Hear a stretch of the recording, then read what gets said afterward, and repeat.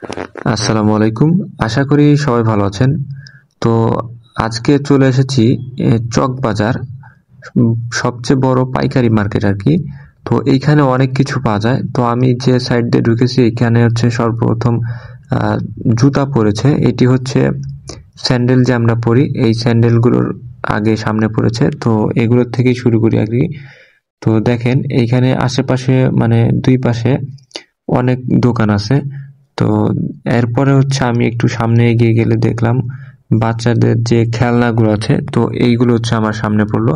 তো এইখান থেকে কিন্তু সারা বাংলাদেশে কিন্তু পাইকারি মানে সবাই জিনিসপত্র নিয়ে যায়।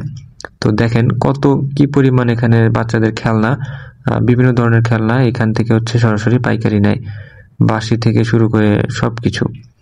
তো এরপরে হচ্ছে সামনে এসে একটা মানে এখানে অনেকগুলো আর কি দোকান, মানে অনেকগুলো গলি। আসলে প্রথমবার এসেছি যার কারণে ওইভাবে চিনতেছিলাম না।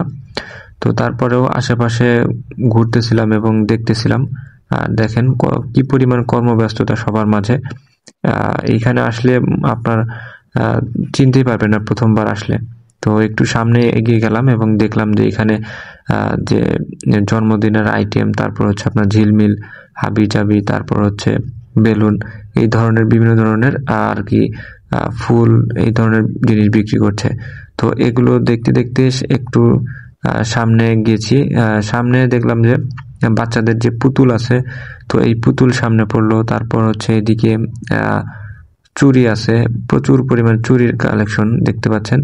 এই একটি দোকান দেখলাম শুধুমাত্র চুড়ি, প্রচুর পরিমাণ চুড়ি। আর এরপর যেগুলো দেখেছি এগুলো হচ্ছে ভ্যারাইটিস আইটেম, মানে কসমেটিকের ভিতরেই ভ্যারাইটিস আইটেম আর কি। তো দেখেন এইখান থেকে কিন্তু সারা বাংলাদেশের যে কসমেটিক ব্যবসায়ীরা আছে এখান থেকেই কিন্তু পণ্যগুলো নিয়ে থাকেন এবং এখানে খুবই সাশ্রয়ী হয়। এবং এরপরে দেখতে দেখতে আমার সামনে পড়লো হচ্ছে চকবাজার শাহী জামে মসজিদ। এটাও একটু ক্যাপচার করে নিলাম আপনাদের মাঝে শেয়ার করার জন্য জাস্ট। এরপর ওই শাহী মার্কেট জামে মসজিদের মানে শাহী মসজিদের ভিতরেই গলিতে ঢুকলাম এবং দেখলাম যে ইসলামিক যে পণ্যগুলো আছে, যেমন কোরআন শরীফ থেকে শুরু করে তারপরে রেহাল, তারপর টুপি, আতর, এগুলো সবকিছু, তসবি, সবকিছুই পাওয়া যাচ্ছে এইখানে, এবং বিভিন্ন ধরনের ইসলামিক বইগুলো।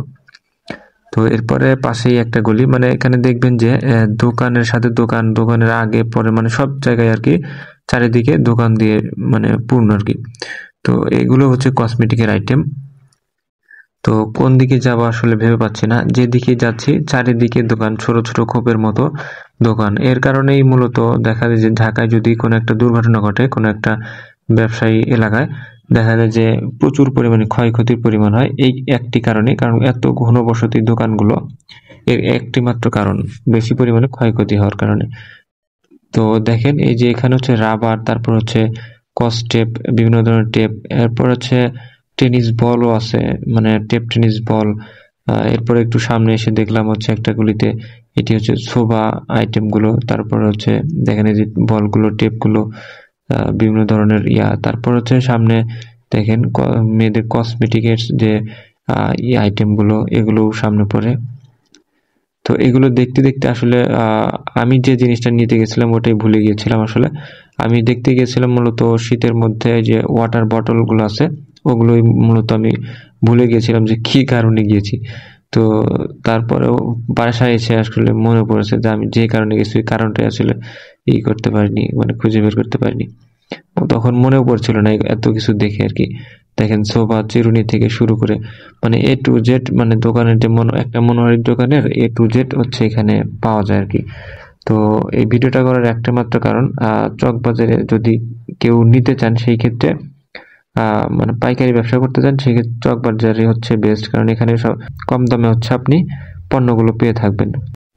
ধন্যবাদ ভিডিওটি সম্পূর্ণ দেখার জন্য। ভালো থাকবেন, সুস্থ থাকবেন। আসসালামু আলাইকুম।